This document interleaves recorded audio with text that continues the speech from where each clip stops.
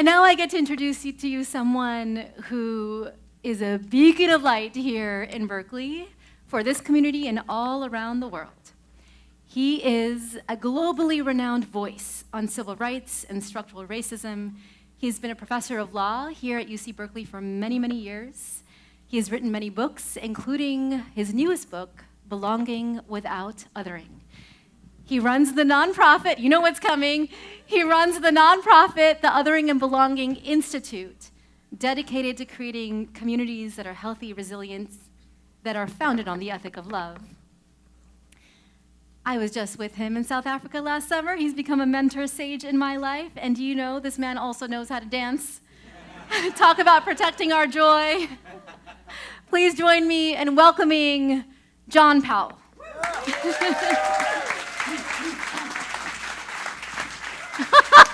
Dancing on the stage.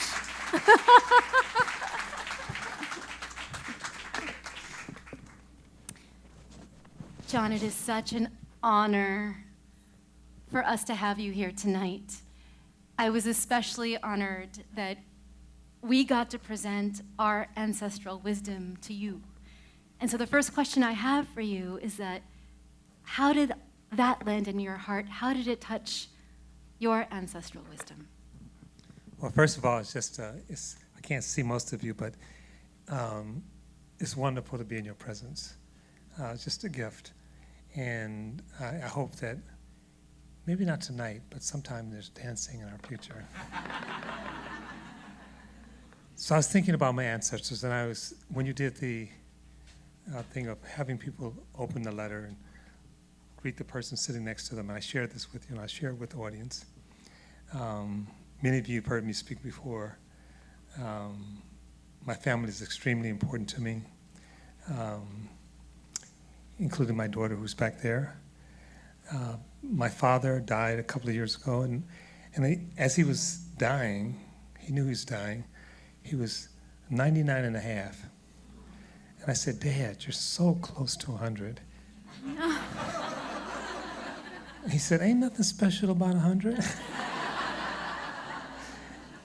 And when he left, he could have lived longer. He was in the hospital, and they said, we could extend your life. He said, no, I'm done. And his last words was, he asked God to take care of his children. He said, I'm ready to go. God just asked you to take care of my children.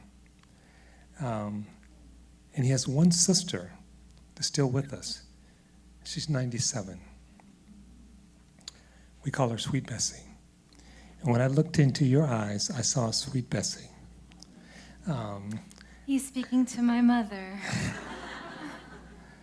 So just the interconnection is just so powerful. And I know we all have our origin stories in our family, but I feel like I hit the family sweepstake. Mm-hmm. My mother and father met when they were 16 and 14 respectively. And they spent the rest of their life together. And people would come to the house just to be around their love. Mm. And I didn't appreciate that when I was a kid. Mm. And in fact, sometimes my dad used to piss me off. Because he would, from my perspective as a teenager, he would let people take advantage of him. And I just felt like, he's a dope. He's a patsy. People are taking advantage of him all the time. And I resented that. And as I've gotten older, I can proudly say I've turned into my dad. And I'll tell you one more ancestor story. People oftentimes ask me about my name. My name is John Anthony. I'm named after my mother's father. And when I was 13 or 14 years old, I decided I didn't want to carry a slave name. I wanted to really relate to my ancestors. And so I decided to change my name. And I mentioned to my mom that I was going to change my name. And she said, no, you're not. She said, you're named after my father. Mm. You need to carry that name. Mm. And at 14, I was full of not wisdom. I think that other thing they call piss and vinegar. But somehow I knew, in terms of trying to relate to my ancestors, which you just so beautifully and brilliantly shared with us today, that I shouldn't piss off my parents. So I had this insight that, at least for me at 14, putting capital letters in your name was basically saying, I'm over the universe. Mm. It's basically, from a 14-year-old's perspective, a narcissistic act. It's separating, it's denying the oneness you describe. Mm. And so, and I was also reading E. Cummings.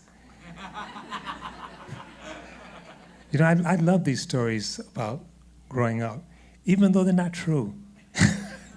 And I was talking to someone earlier, and they're saying, you know, I'd like to think when I was 5 years old, playing marbles in Detroit, in a neighborhood called Black Bottom, that I was thinking about belonging.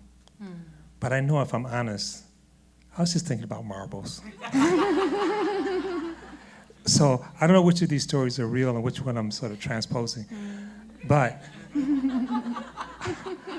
I decided to drop caps. Mm. And I decided to try to have a different relationship with the universe, to be part of the universe, to acknowledge that I belong to the universe and the universe was running through me. And so I went back to my mom and I said, is it okay? What do you think about not using capital letters? She said, I don't care about that. So that's why I don't use capital letters in my name.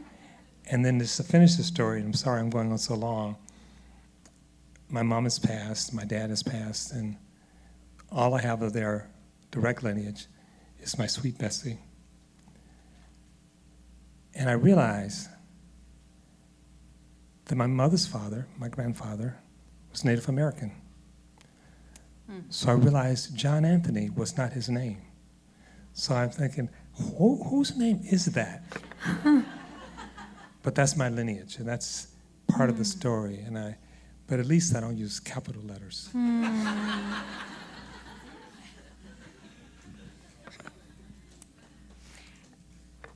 You have spent decades researching, writing, speaking about what we are up against.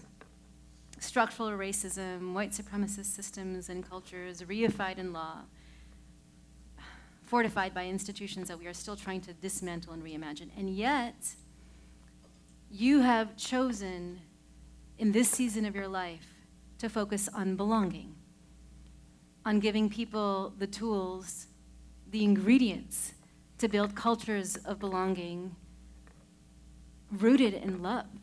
And when we had those we were at Mandela's house, actually, in South Africa. It was so, to be with you in that space and to hear your memories and to hear about this shift in you. I realized that no longer organizing around hate. I want to spend the rest of my life organizing around love. How did that shift, that transition happen for you? Not what we're fighting against, but the world we want to build. Well, it's a long struggle, right? And part of it is owning who you are, is acknowledging, as you said, your own suffering, your own pain. And it's something that I sort of grew into. Like I said, I was fortunate. So you can see my hat saying Bridger. I had a break with my father when I was 11. He was a Christian minister, and it occurred to me that in the church that I grew up in, we taught that unless you were baptized in that church, you're going to hell. And I started reading about Chinese. And I lived in Detroit in an area called Black Bottom, and there were no Chinese in Black Bottom. So I didn't know any Chinese. But I started reading about them. And every Sunday, when we ended the church service, my family didn't go to church on Sunday. They went on Sunday, they went on Tuesday, they went on Wednesday. So church was really part of our life. And I stood up in church. At the end of each service, the minister would say, does anybody have any questions? And I'm 6 of 9 children, so I have older brothers and sisters. And I had never seen anybody stand up. So this one Sunday, the minister said, does anybody have any questions? And I was 11 years old, and I stood up. And there was an audible gasp. And the minister said, that's all right. That's okay. Brother Powell, what's your question? And I said, so what's going to happen to the Chinese? He couldn't really answer the question. I never went back to church. And the church doctrine was if someone pulled away from the church, you were not to have fellowship with them. So I was in this cocoon of love. And then for 5 years, my dad stopped speaking to me. But I'm the youngest of 4 males. And my mom, I didn't realize this till much later, my mom was like a savant at bridging. She's like, I love this man, Marshall Powell, and I love my baby boy. I'm not giving up on either one of them. So she went to work. And that bridge, she built a beautiful bridge. And I just, when I look back, it's like, man, who gets parents like these, like mine? You know, I was blessed. It took me a while to really appreciate it. And it's a long story, and I won't tell you all of it, but I will say this.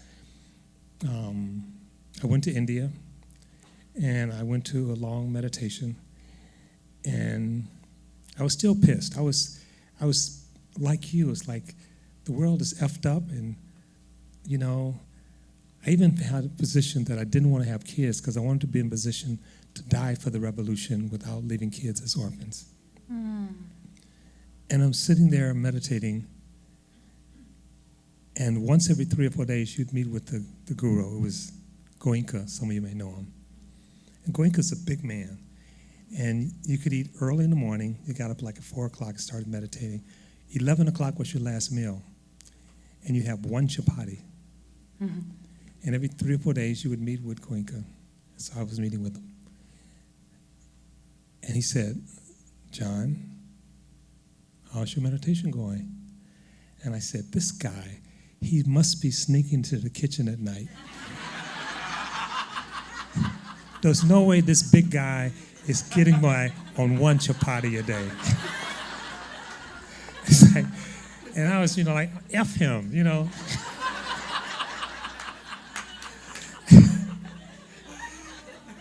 And so he said, so how's your meditation going? I said, fine. While my stomach was grumbling. And he said, he looked at me and he said, if I've done anything to offend you or hurt you, I ask your forgiveness. And I just started crying. And when I went back to sit, everything changed. The anger, the fear, it was just flowing around, just flowing around, just flowing around, just flowing. And I was just sitting with it. I was getting to know it in a different way. I was not holding it, but I wasn't pushing it away. And that changed me. And I think that's when my relationship, in a deeper way, appreciating my dad, appreciating my mom, but also appreciating life in a different way. It was, again, the story you told about looking at the enemy or the opponent in the eye. That was it for me. It's looking anger in the eye. So the Reverend Dr. King has an expression we call righteous indignation. When you talked about rage, it made me think of that. And he said, you know, don't push it away. And he said, there's indignation, which is petty. Someone took your parking spot. You're pissed, man. It's like, damn, that's my parking spot. That's not righteous. That's just indignation. So you don't want to nurture that. But he said, righteous indignation is when we feel indignant that someone is violating God's creation. Righteous indignation is when we feel indignant that someone else we love is being hurt. Yes. And he said that we should hold on to. And so I felt like at that moment, I made a shift. A lot of the petty indignation started shifting. And eventually what I came to, and this is the last thing I'll say about this, your point in terms of when you see someone who's hostile, who's mean, who's angry, including ourselves, I believe it's always because we've lost touch with our belonging. That what we're reaching for is a space to belong. And we get angry at, you're interrupting my belonging, so I gotta hate you. No, you're stopping my belonging, I gotta hate you. We're all striving to belong. So when the Proud Boys are marching in Charlottesville, they're chanting. What are they chanting? The Jews will not replace us. Now, that's a Nazi song. But what they're saying is that we're afraid the Jews are going to make it a world where we don't belong. And so everyone is striving to belong. But many people strive to belong over the backs of others. And so what I think the radical love for me, the way I express it, is belonging without othering. Can we say that everybody belongs, leaving, as you said, no one behind? So it took me a while to get there, longer than you, but I think I'm finally getting there.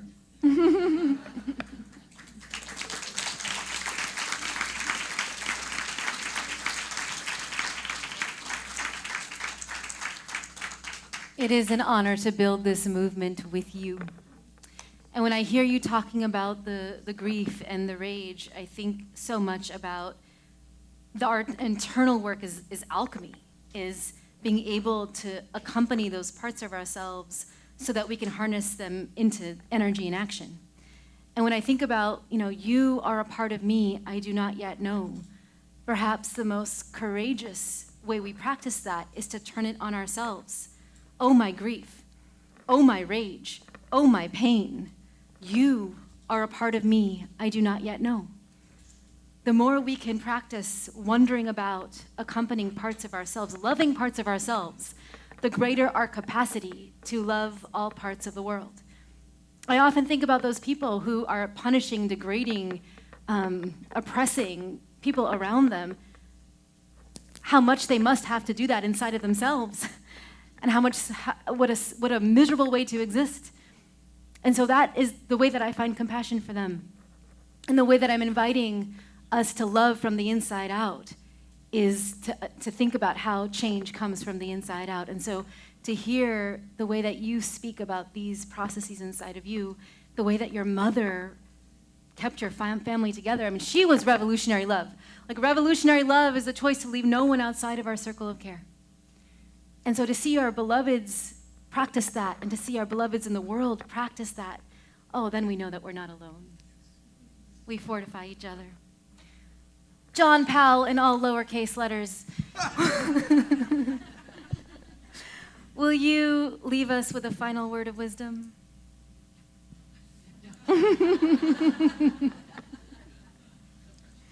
Well, here are two.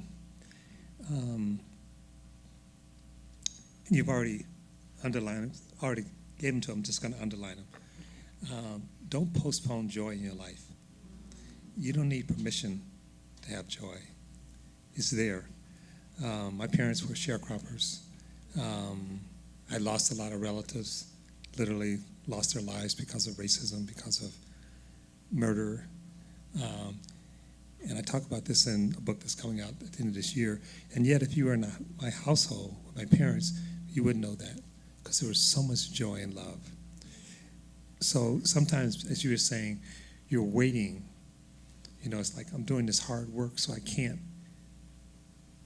enjoy the rainforest. I can't enjoy the sky. I can't enjoy my beautiful kid, my beautiful daughter, because you don't need permission.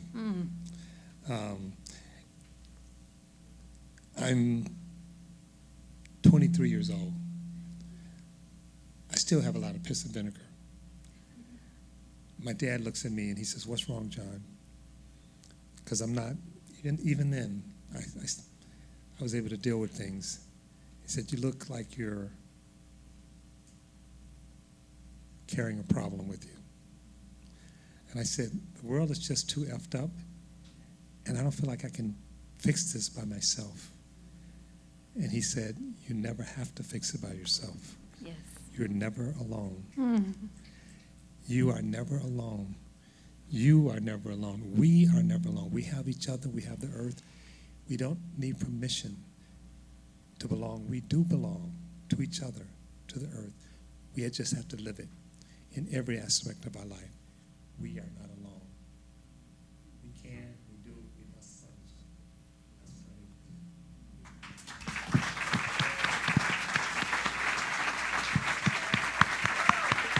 John Powell and Jose Vargas.